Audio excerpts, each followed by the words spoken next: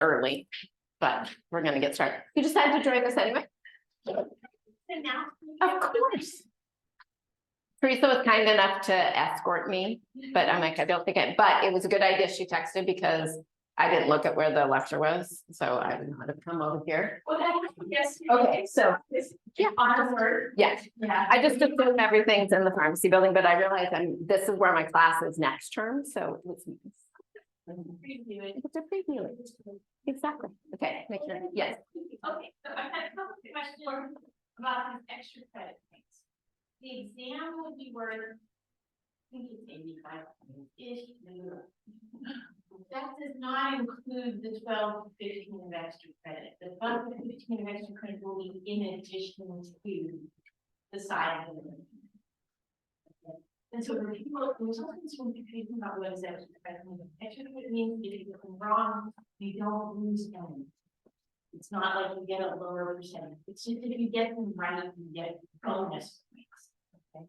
And so then, as I said in my announcement, which is up on the Canvas site, if you want to know how to focus on this, first off, make sure you know the exam material first. Like, make sure you're solid with that.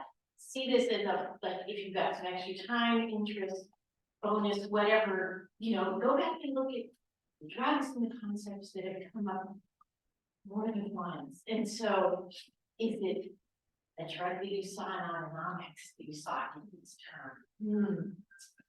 Is it a concept related to chemistry, like, I don't know, prodrugs you see over and over again?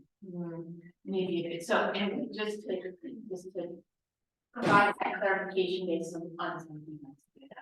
So thank you for the. Of course. Of course. All right. Okay, well, let's get started. So if you guys can't tell, I dressed accordingly. This is my psychedelic shirt with the mushrooms on it. It actually isn't mine, it's my daughter's. I found it in her closet. She doesn't live at home anymore, so I figured this is sort of like fair game. So I brought it. I was looking for something tie-dyed and then found this and I was super excited. Okay, so today we're going to talk about psychedelics. So about, gosh, I think it was 2017. I went to a psychopharmacology conference back at Mass General in Boston. And this is the third time I've been to this conference. Teresa and I actually just went about a month and a half ago. And it is a great conference, but at that time, one of the facilitators did kind of just this like random breakout session on psychedelics and the use of psychedelics in treating various mental illnesses. And it was really interesting, I thought it was very interesting. So fast forward to 2023, there has now been a lot more data, multiple studies on the use of psychedelics in the treatment of a variety of mental illnesses, everything from PTSD to alcohol addiction, and pretty much everything in between, with varying degrees of success, although overall very positive. We're going to talk a little bit about the studies and why it might be a little difficult to conduct these studies and why that may be part of the reason that this hasn't advanced more quickly. Although, depending on where you are, this may be something that's part of normal practice. We also are in Oregon, which is the first state that made psilocybin legal. And we are going to talk about that because what happens in Oregon is very different from what has been studied. And there are some important distinctions in the differences that I think we need to understand. And so we'll kind of wrap up at that. And then at the very end, I'm going to warn you ahead of time. I'm going to show you a video that is what it's like to be on psilocybin. So if like flashing lights and things like that bother you, you feel free to leave. But I thought, I am making an assumption that all of you are young folks, but that psilocybin maybe has not been part of what you have experienced in your life. I will tell you that I did try it a long time ago. I ate magic mushrooms as a kid. Don't remember it being particularly earth-shattering or anything. I just remember they tasted really bad. We put them on pizza. And I remember it made my clothes feel weird. And outside of that, that was pretty much it. That was my takeaway. So who knows? I did actually, in preparation for this lecture, I did contact a couple of the psilocybin service centers that exist in Oregon, one that happens to be in North Albany, which is right down the street from my house. And the guy that owns it's like, well, come in, you know, you can come try it for free. And then you can actually talk about, you know, and I'm not saying I'm not going to do it. I might do it. I just didn't have time to do it before today's lecture. So I'm considering, you know, who knows? Huh? Does he have a free plan? Well, that's what I'm like, well, I told him, I'm like, can you come give it to the class? Like, can we just all do it together? And then I realized that I might get in trouble for that, so. So I don't know, we'll see. This could be like an elective. No, I'm just kidding. We're not gonna. Okay, so first of all, so let's jump right in. So the first thing I want you to remember, psychedelics are not new. They've been around for ever. I mean, thousands of years. They're used across all different types of cultures, although generally as part of a ceremony. So this idea of psychedelic in traditional Western medicine, it's not new, but it's had this resurgence. But as far as other parts of the world, this is something that happens, you know, routinely in multiple different cultures. Although again, it is generally part of either a spiritual or religious experience, generally done in a group of people with, they don't call them facilitators, but with ideally facilitators who are trained in how this is supposed to work and, you know, how to help people get the most out of this experience. Okay, so a little bit of history of psychedelics. These are just, so the first psychedelics really were used in the West back in the 1890s. So been around for a long time, although you'll see here, if you follow the timeline, the first studies with LSD, which was the primary psychedelic that was originally studied in Western medicine, were done back in the 1950s and 60s. And then, and showed promise, right? So these were, these actually showed benefit and they had some positive outcomes. And then along comes a group of people who decided that it was bad. And so all of the research funding dried up. Really nobody was studying these drugs because they got kind of a bad rap. And again, if you know, look at what happened in the 60s and 70s, lots of people were taking LSD recreationally, maybe not in a controlled environment. You know, you heard about all these bad trips and everything. And so it just sort of trickled into the research space in that people were not willing to study them. Fast forward to the 90s, there was a group of people who started studying some of the psychedelics and again, showed promise, but really tough to get funding to study. There wasn't a big uptake in the Western medicine culture for these products. And so it kind of, you know, there was this idea, maybe we could get this restarted again. Really wasn't until probably 2019, where people started realizing the potential benefits of these drugs or of these substances. I'm not going to call them drugs, I'm going to call them substances. These substances, and made a plan to develop some actual research centers for psychedelics. So there was one in the UK and one at Johns Hopkins that both opened in 2021 with broad, well-designed, randomized placebo-controlled trials. And it really spread from there. So they're actually, and then if you, or sorry, 2019 was that, 2021, first phase 3 trial on the psychedelic was published. And that product actually is slated for actual FDA approval. They think, what we heard was late this year. I think we're running out of this year probably. So I'm guessing it will be next year. But MDMA was actually approved or is going to get approved, it looks like, for use in clinical settings. All right, so what are psychedelics? So this is just some definitions that that I got permission to use from the conference that we went to. essentially, psychedelics produce a different level of consciousness. And the theory being that they kind of break down the walls between sort of yourself and everything around you. And by doing that, it allows you more connectedness, which we all know that humans are not designed to live in isolation. And so this idea that if we can increase this connectedness, we improve the human experience, as well as potentially treat some illnesses as well. Okay, so now, since I'm the only one talking about this, I figured I needed to cover the pharmacology and structures and all of that stuff. You know, you guys know this is not my thing.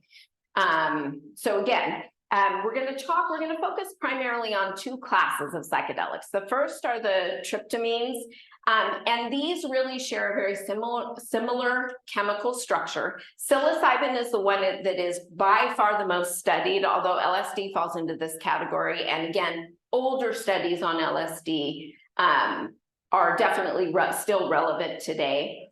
But psilocybin is the thing that seems to show the most current promise and has the most data behind it. The other class are the phenylethylamines.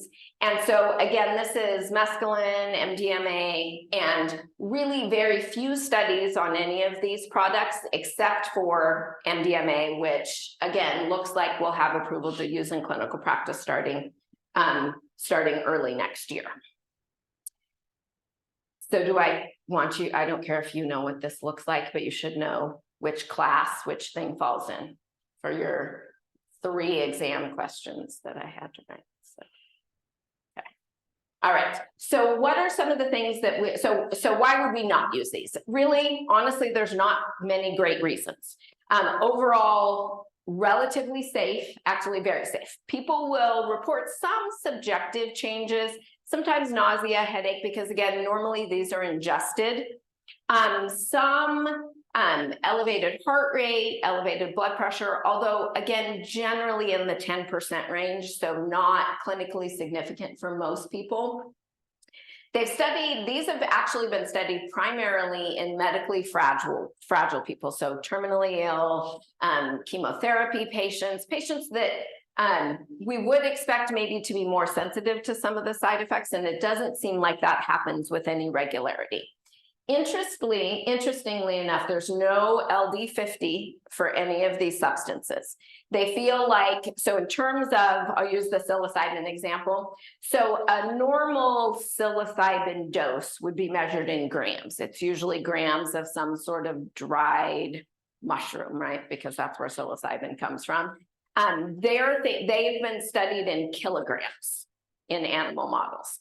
So again, the idea that toxicity is actually very rare with these substances. Some psychological concerns happen, right? Because again, you hear about psychedelics and bad trips and how they can have these, negative effects. That can sometimes happen, but again, generally not anything that is particularly concerning. If these are given in a controlled setting, almost all of these symptoms can be managed without anything other than an interpersonal interaction that happens. There is one thing that does need to happen. So if someone is prone or has had a previous psychotic episode, psychedelics are not recommended in that patient population currently. And you guys can see why that would be, right? So you could trigger another psychotic episode, and that's not something that we want to happen. The other thing when we think about, just about any psychoactive substance, oftentimes we think about dependence, addiction potential, things like that. So the psychedelics do promote tachyphylaxis, which is, again, very different than dependence. It generally occurs relatively quickly if you're administering daily. And we'll talk about these drugs or these substances typically are not administered over multiple days. Although there is some studies going on with microdosing, most of the time These substances are used in single settings with maybe some like follow-up or repeat settings months down the road. And so we don't really worry about promoting tachyphylaxis because, again, microdosing would be difficult to do. And because these are done in sessions, normally we don't see it. And really, their statement is biological dependence is not possible with these substances because you're gonna get tachyphylaxis before you get to the dependence piece. Do you guys know what have you talked about that? Okay, so basically what that is, you know, dependence is this idea that your body becomes dependent on a substance and it can't function as well if it doesn't have it. And then you get tolerance as part of that. So you need more and more of the substance in order to produce the same effect. Tachyphylaxis means that it just stops working after you overload those receptors. So it's not going to hurt you to take it. Nothing is going to happen.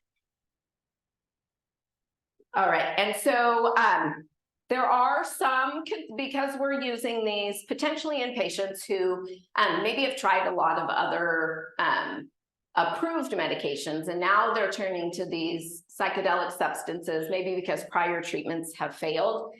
They may still come to this process with other drugs on board. So there are some drug interactions to keep in mind. Probably the one that is the most clinically significant is with ayahuasca, and that's because it is an MAOI inhibitor. And so anything that would have an interaction with an MAOI, there has to be a washout period before you could use the psychedelics. MDMA is fully blocked by SSRIs and SNRIs. So again, as this is the first substance that sounds like it's going to be approved, that's going to be something to take into consideration if clinicians do decide to move kind of towards this as a potential therapy.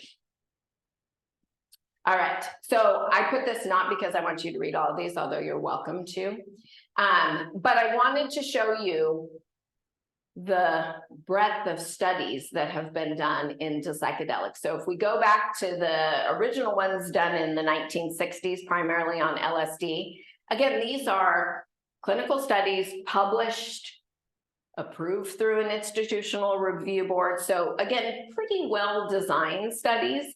And they run all the way through. And if you look at these next couple of slides, you'll see that recently, there have been a lot more studies done on a variety of different compounds, and there actually is a head-to-head trial between psilocybin and escitalopram. And so they're comparing the effects of the psychedelic to what we would consider standard of care in major depressive disorder or generalized anxiety disorder. So if you're going to read a study, I would start with that one just because it seems the most interesting. Okay, so if these are so great, why are we not all using them? What do you guys think? Stigma, certainly. So there's a lot of people who are like, what? You know, yes, stigma, what else? Yeah. The research with scheduling and access. Right, so why would researching these be challenging?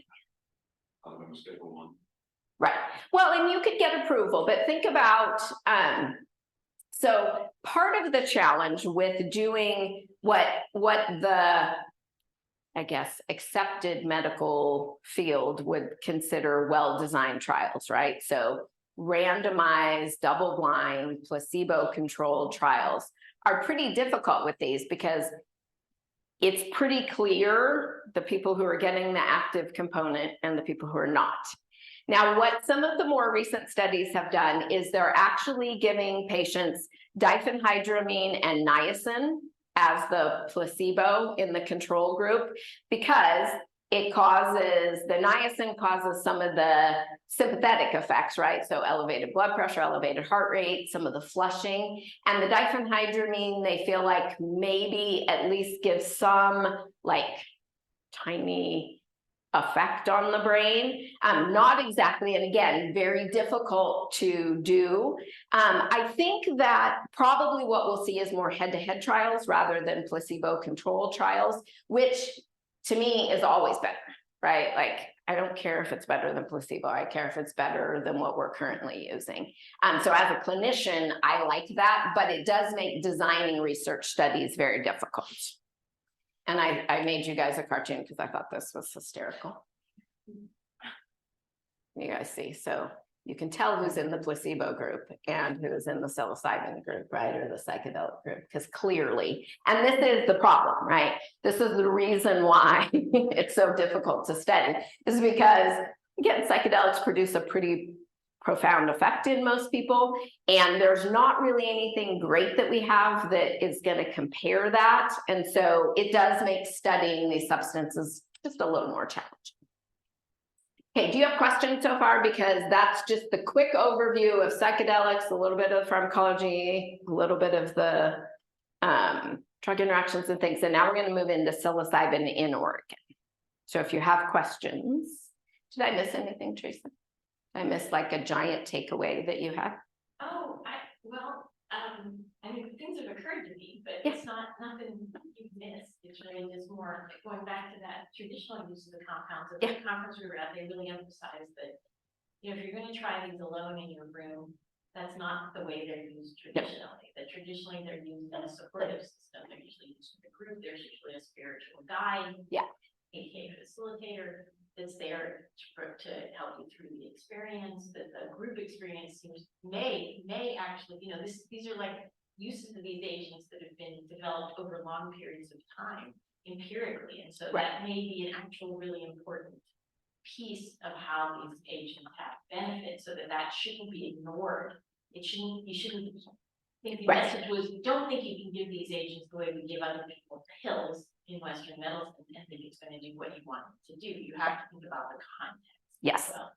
And then the whole, be very careful with people who have demonstrated psychoses. Yeah. And then the emotional state that you bring to the session is very important in determining what's going to happen to you in this session. Yeah. And so there's this pre-work that has to be done to make sure that you are already calm, because if you come in angry and agitated, your hallucinations tend to be angry and agitated. Right. Yeah. And not productive. And so there's a whole other, I think it's great to think about the appropriate use of them, because they're so different than just taking a drug for blood pressure. Yeah, absolutely. One of the presenters at the conference was talking about, it wasn't about these, it was actually about ketamine. And during COVID, these like ketamine services popped up, and the service was, you go online, they do a pre-screening, and then they send you ketamine and you take it at home by yourself. And then maybe you talk to somebody, and there, I mean, it was wildly popular because people are like, you know, in the state because they had been isolated for so long. And that's still actually happening today. You can Google ketamine and go online and buy it, and they will mail it to your house. Yeah. And so so anyway, I agree that the setting is very important. And that's actually one of the things we're going to talk about in kind of what's been studied and what is, at least according to the people who are studying it, what they promote as like the correct way to administer the substance versus what we're actually doing here in Oregon, because again, they're very different. Okay. So the main difference is in Oregon, psilocybin is a wellness product. Okay. So that means they can't make any claims that it's going to treat anything, cure anything, be good for you, not be harmful, all of those things. There is a giant informed consent package that you have to fill out before you even start this process. But basically, it is treated kind of like a sauna, or I think even chiropractor probably has a little more, but you know what I mean? Like not anything that can say we're going to treat something. So this is a wellness activity versus most of the studies have been done as part of psychedelic assisted therapy. So the psychedelic is only one piece of the puzzle. And in psychedelic assisted therapy, they really are trying to model just what Teresa was talking about in this idea that it's not something you can just go home and take a pill. It's part of this whole experience. And so very different process versus what we're seeing here in Oregon. Okay, so how did psilocybin come to be available in Oregon? So Measure 109 passed in November 2020 that allowed for psilocybin service centers to be developed in Oregon. Or, I mean, basically that wasn't the measure. The measure was, can people get psilocybin in Oregon, right? That was the measure. And then there was this development period that went from January 2021 through the end of December 2022 that work groups developed how this should actually happen, right? So yes, it's available, but what does that mean, right? So somebody in Portland decided that meant you could open a magic mushroom shop. I don't know if you guys saw that. It was on Burnside. And they opened it, and there was a line a mile long for people coming in to buy psilocybin products. It made the news, which of course alerted the authorities that there was a magic mushroom shop on Burnside. And they promptly closed them down because that was not the intent. And so, but people thought, okay, it's like marijuana, right? Same process. It's approved. I'm going to go open a shop and dispense magic mushrooms to whoever wants it. That was not the intent. So during this development period, they came out with some very strict criteria, not only in who can open the facilities and what you have to do that, but also, again, informed consent, screening criteria that has to happen. And so it definitely is a much more controlled process than what we've seen with cannabis in Oregon. So there are not dispensaries, at least not legal dispensaries, where you can go buy magic mushrooms. You have to actually go through this process in order to do it legally. So application period, based on that development, the application period opened January 1st, 2023. The first psilocybin service centers opened in May of 2023. And so just for kind of statistics, these are the current as of yesterday. The license types that have been approved, and in order to open a service center, you have to have all 4 license types. Plus you have to have licensed workers. So the first is a manufacturing license. So you actually have to show how you're going to manufacture the product. You can contract with the manufacturer as long as they are licensed. So it doesn't necessarily have to be you doing the growing and purifying and all of that. But you do have to do it through a licensed facility. So there's 7 manufacturing facilities that have been approved in Oregon. There are 2 laboratories, because the next step is you also have to prove that the product is safe and sterile and says it's got X amount of whatever, and prove that it actually does. So only 2 laboratories have been licensed so far. These are the ones that have been approved. There's hundreds in each of these categories that have been applied for or in the application process. Then we have 19 service centers that have been approved to open and 183 facilitators. So these are the 4, like, you have to have this to start to even say you're going to open the service center. These are the things that are required. Then in addition, you also have to have, to be a facilitator, you have to go through an approved training program and pass an exam.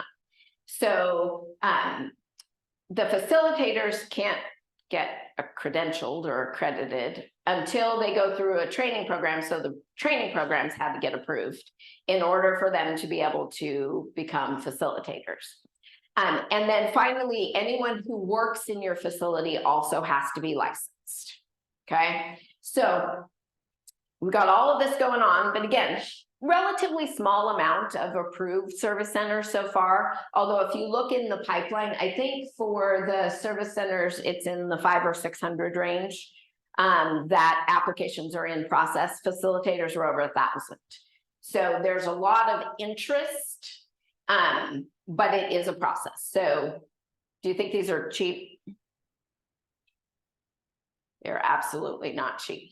I went in and tried to pretend I was going to be a facilitator so that I could get like what was required for the licensing, but you have to upload like your training program certificate and everything. So I couldn't even get that far. I did call a couple of the service centers and they said that the initial licensing costs were in the $8,000 range. And then there's renewals, right? It's not like you only get licensed once. So the person I talked to said $8,000 for training program and for the licensing fees, just to get to the point where you could consider opening your doors. All right, so if you want to get psilocybin in Oregon, there actually is a relatively small list of things that are required. So you do have to be 21 years of age. Residency is not required, which is pretty interesting because currently the data that's reported is somewhere between 80 and 90% of the people who are utilizing psilocybin service centers are not from Oregon. They're from all over the country, primarily California. But this is something that, you know, they were like on waiting lists. As soon as the act passed, people started developing waiting lists of people, and most of those folks were out of state. So you do have to be able to participate in all phases of the process. So there has to be a preparation session. So that's where you go in. They do all the pre-screening to, again, make sure no history of psychosis. Are you allergic to mushrooms? You know, all of those kinds of things that you would want to screen before you gave somebody the product. Then you have to be able to participate in the administration session. And these are not quick. So with psilocybin, at least, the effects last, I mean, there's obviously a range, but we'll call it 6 hours. And so you have to be able to go to a facility and stay there until your experience is done. And so if you think about like the logistics of the way this works, right? Up until just a couple of weeks ago, the service centers were only offering like individual appointments. There's one that just opened in Portland that's actually doing group sessions. So that changes the dynamic a little bit and changes the access a bit. But currently it's like one person is going to take up your room for a solid 6 to 8 hours. So the idea, like if you have 5 rooms, that means you can see 5 people a day. And that doesn't account for the time that you need for the preparation and the integration session, which is the last one. So the integration session, which I believe that the people who are studying these from the medical community will say is the most important part of the whole process, that actually is optional in Oregon. So you don't have to do it. You can do the preparation, you can go do the administration session. And then if you want to come back and talk about your experience, you can. Sometimes within the same facility and sometimes with a contracted counselor that they have, they'll like refer you out to somebody. Whereas with psilocybin or psychedelic assisted therapy, that integration session or generally multiple sessions are probably the most important piece of the process because they want to take what you experienced and figure out how you apply that in your everyday life. All right, and I told you about these. So 24 approved training programs and worker permits, there's 382 that have been approved. All right, so if you want to do this, what are you looking at? First of all, lots of money. So each session runs somewhere between $1,000 to the highest cost one I found was $8,000. And so not an inexpensive prospect. This is not covered by any insurance, right? Because it's not an approved, it's not a drug, it's a wellness substance, right? It is a drug, but it's not a drug that anybody is approved. There are currently 5 centers open in Oregon. So 1 in Eugene, 2 in Ashland, 1 in Portland, and there's only 1 in North Albany. And so more based on the licenses that have been granted, I anticipate more centers obviously are going to open up. The one in Portland, they chose their location specifically to be near the airport, which I thought was interesting, but that's because they're marketing this all around the country, right? And if you know 80% of the people are not living here, being next to an airport is convenient. The one in Ashland is also near an airport, one of the two, but it's also very close to the California border. So people are just coming in to use the substances. The $1,000 one. So before that group one that opened in Portland opened, most of the ranges were between $2,500 and about $5,000. The advantage to the group session is they can treat more people, but they're also lowering the cost. And so that's about $1,000 a session if you are interested. Now, again, medically, if you look at the studies, these are generally done as like an initial session, sometimes with a few follow-up sessions.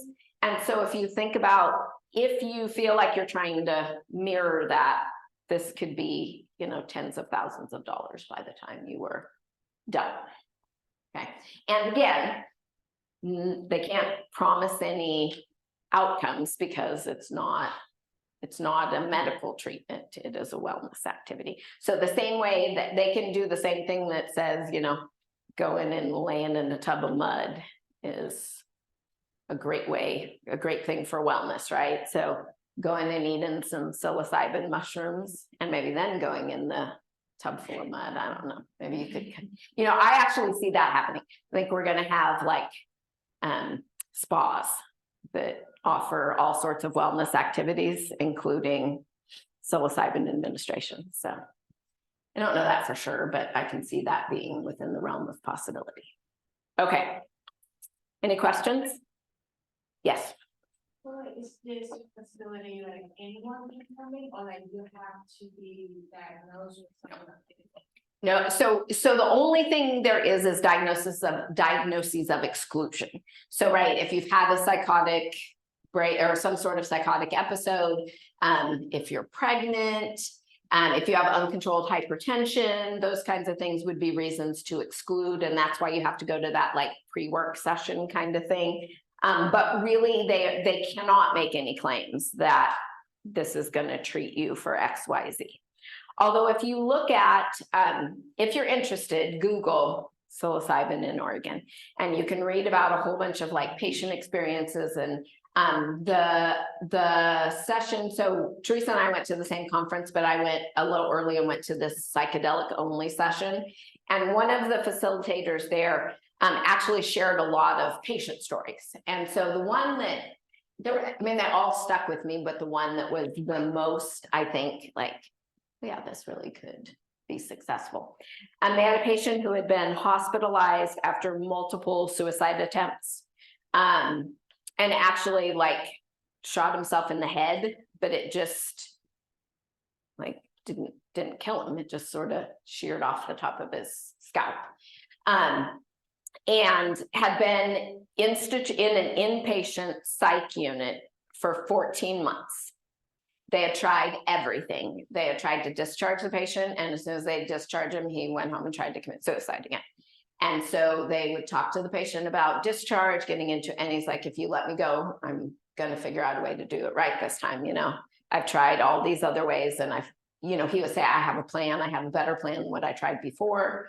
And so clearly they had tried everything, you know, all the pharmaceuticals, ECT, the magnetic thing. I know there's a technical name for it, but the thing where they, you know, the magnetic thing, and then the thing where they put the screw in your brain that has like, they can activate. It's way beyond my skill. Deep brain stimulation. There we go. Yes. So they had tried everything. And so the clinician happened to have been in touch with this guy from the Psychedelic Research Center. And so they said, well, let's try this. So they talked to the patient and they actually, on that particular patient, I think they used, they tried ketamine initially, which was ineffective, and then they tried psilocybin. And they did the full session, 3 integration sessions, ongoing counseling. But the patient actually ended up discharged from the hospital, got back with his family, got a job, stayed with counseling, but no additional pharmaceuticals. So, I mean, I'm not saying that's going to be true for everybody, but that's fairly impressive, I think. Just in terms of outcomes, you know, and the idea being that, and sorry, I realized that I didn't say my main word, which is neuroplasticity, which is the whole point of these agents, is that that this idea that these substances help to rewire your brain. It's almost like a reset button. And if that actually is true, and there is some evidence that it is, that this may also not only improve outcomes, but improve outcomes without long-term use of other substances. Again, not always, but some of the studies are showing that that is possible. So, okay, what questions do you have? All right, yes. So the other really compelling story is about terminal illness. Yes, yeah. You might tell that. Oh, yeah. Right, so just this idea, and I don't remember when, I just remember the concept of the whole thing. Yep. So these were initially, the early studies in this kind of resurgence were done primarily in terminally ill patients. And again, oftentimes terminal illness brings with it depression, anxiety, obsessive compulsive, I mean, all kinds of stuff. And not great treatments. Oftentimes treatments are not successful. And so when they studied these in people, it's not going to cure the terminal illness, right? I mean, they're dying from something else. But what by and large people say is that it does change the experience. So they know they're going to die, but that doesn't bring depression and anxiety along with it. It's just, they recognize it as a part of life, you know, death is a part of life. And that using these substances allowed them to kind of integrate this idea that, yes, I'm going to die, but it doesn't have to be a miserable existence towards the end of life. So, yeah. That's why I took away. It alleviates the suffering aspect. Yes. And they also talk about the more spiritual, feeling like you're part of the universe. Right. Yes, that And more your life connected. is not dependent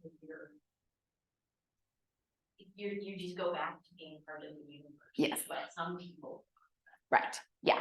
And one of the facilitators in that psychedelic session participated as a clinician during a study, but in order to be a clinician in the study, you actually did the substance. I mean, that was part of the process.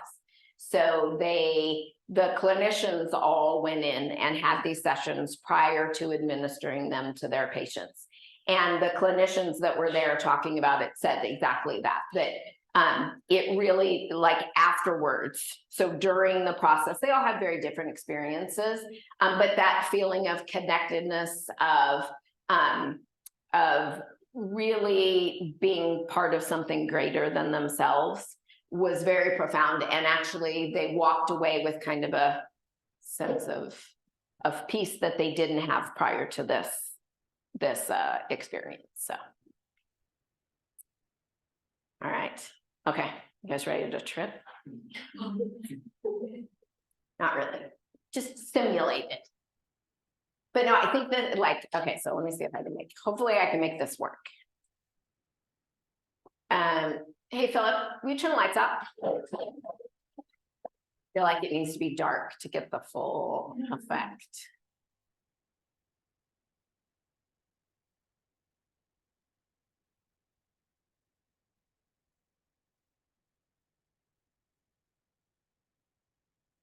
You don't have to stay for the whole 11 minutes. I may actually like fast forward a little bit.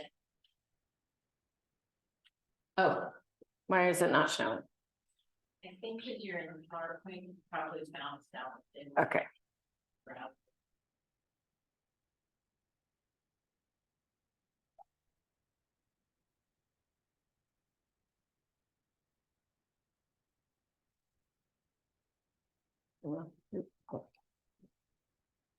Perfect. Yes.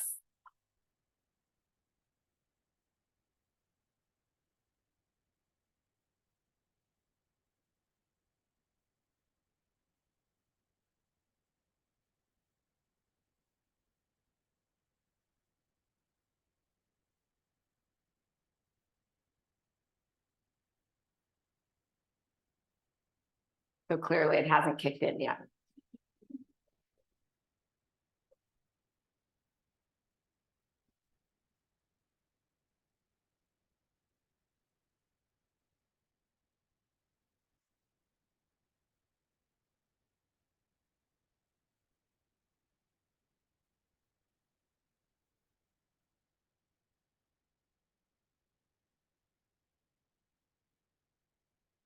Okay, fast forwarding.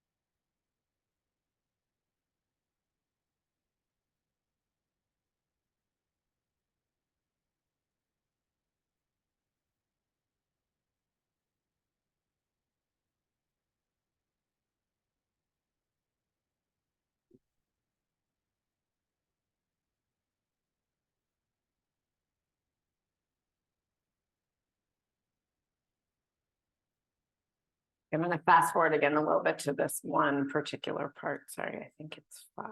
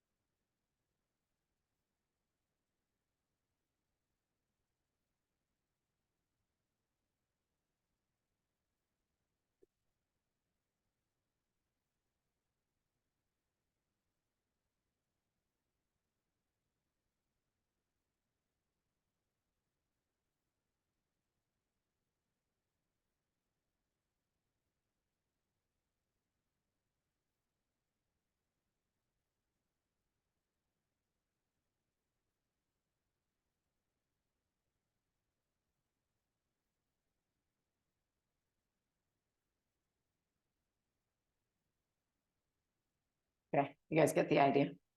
So clearly watching it, right? I'm like, that's weird. But I mean, that everybody's, this is someone's depiction of their experience and what they saw during their time taking psilocybin. So there's tons of these if you're interested. Some of them they actually take and go out into the forest. Some of them are in a setting like a wellness center, and they'll talk about that all of this was kind of, none of this was actually happening. They weren't really in a forest. That's just kind of how their vision happened. And, you know, theoretically, whatever this does while you're taking the psilocybin allows you to feel kind of more connected to the world around you. So, all right, that's all I've got for today. Okay, any last minute questions? Does that just make you want to click that? Stats for nerds.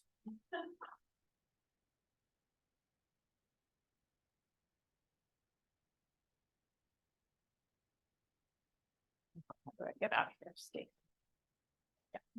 Yeah, so you can see there's hundreds of videos on psychedelics, and you can listen to people talk about their experiences. I tried that, like there's some that are super scary. Like, doesn't sound good. I wouldn't want to do that. This one seemed like, I mean, but again, relatively, I think, realistic according to descriptions of what happens. That was not my experience, as far as I can recall. But you know, but again, I'm assuming that mushrooms today are very different to mushrooms back, you know, however many moons ago. So, all right. Well, thank you all for coming. Let me know if you have any questions. Oh, no question. Let me know if you have any questions. But no, I think that, like, I am very interested in this. So I'm hoping to be able to learn more and teach you guys more. And, you know, maybe we'll have, like, you can volunteer to, as we like a group. I don't think it, like, can't happen in 305. Like, I feel like we'll give you that. You're doing a lesson you'll have. That is a very good idea. Maybe we could. That kind of goes along with the whole wellness idea. All right, thank you guys. And thanks everybody in Portland. I don't know where you went. You're still there. Okay. You guys take care. Have a good rest of the day.